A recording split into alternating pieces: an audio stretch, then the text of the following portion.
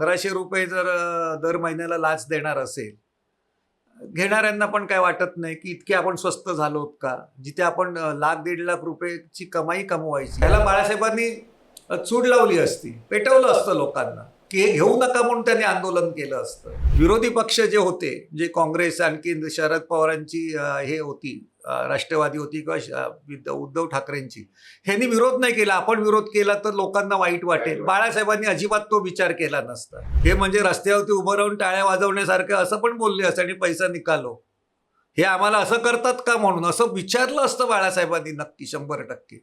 निवडणूक हरली तरी चालेल. की कम्युनिस्ट पक्षाची दळवी बिल्डिंग जाळली आणि कम्युनिस्टांना त्यांनी मुंबईमधून म्हणजे पिछाडीवरती नेलं. हे जरी असलं, हे खरं असलं तरी कम्युनिस्ट पक्षाच्या लोकांचा सन्मान हा बाळासाहेबांनी अधिक केलेला आहे. अहिल्या रांगणेकर काही काम असेल तर योग्य वेळी बाळासाहेबांकडे जायचं. इतकंच नव्हे तर त्यांच्या संयुक्त महाराष्ट्र लढ्यापासून ते कामगार चळवळीमधून जो घडलेला कार्यकर्ता होता, तो त्यांचे नंतर भारतीय कम्युनिस्ट पक्षाचे नेते झाले, ते GL रेड्डी होते. 81 वर्षाचे होते. पण त्यांचा सत्कार कोणी केला नाही. तो सत्कार बाळासाहेब ठाकरेंनी खास रंगशारदामध्ये शिवसेनातर्फे केलेला आहे. त्यांना म्हणजे जरी आपले विरोधक असले तरी पण त्यांचा सत्कार, म्हणजे त्यांचा सन्मान, त्यांचा आदरातिथ्य करणं अगदी 100% केलेलं आहे. किंवा त्यांच्या पुस्तक प्रकाशनाला पण गेलेले आहे.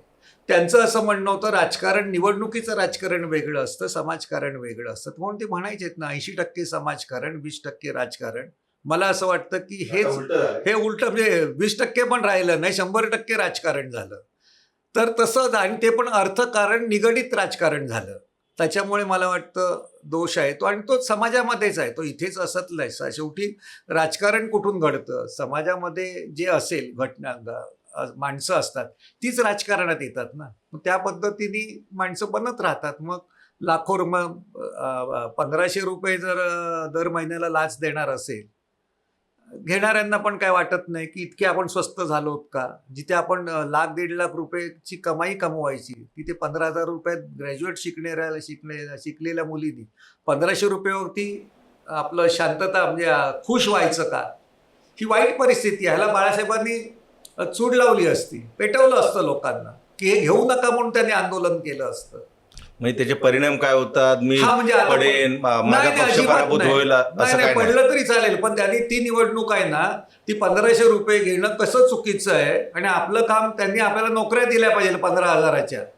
आम्हाला हाताला काम द्या, आम्हाला तुमच्या लाचारीसाठी हात पुढे करू नका, हे त्यांनी. पण त्यावेळी कसं झालं, विरोधी पक्ष जे होते, जे काँग्रेस आणखी शरद पवारांची हे होती, राष्ट्रवादी होती किंवा उद्धव ठाकरेंची, ह्यांनी विरोध नाही केला. आपण विरोध केला तर लोकांना वाईट वाटेल. बाळासाहेबांनी अजिबात तो विचार केला नसता.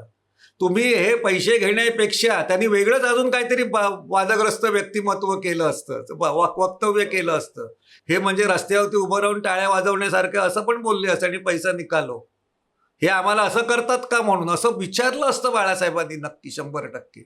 निवडणूक हरली तरी चालेल. ते प्रत्येक वेळी सांगायचे ना, तुमच्या नशिबात असेल तर शिवसेनेचं राज्य येईल, तुम्ही कर्मदळिद्री असेल तर नाही मत देणार म्हणून. इतकं स्पष्टता होती. आणि तेवढी असते ना, तेव्हा समाज मागे उभा राहतो. बाळासाहेबांकडे सत्ता नव्हती, परंतु सत्तेवरती अंकुश ठेवण्याची ताकद त्यांच्याकडे होती ना, आणि म्हणून त्यांनी इतकं उभं करू शकले ना. एअर इंडियामध्ये मराठी माणसांना टॉप पोस्टवरती नोकऱ्या मिळवणं ही काही सोपी गोष्ट आहे का?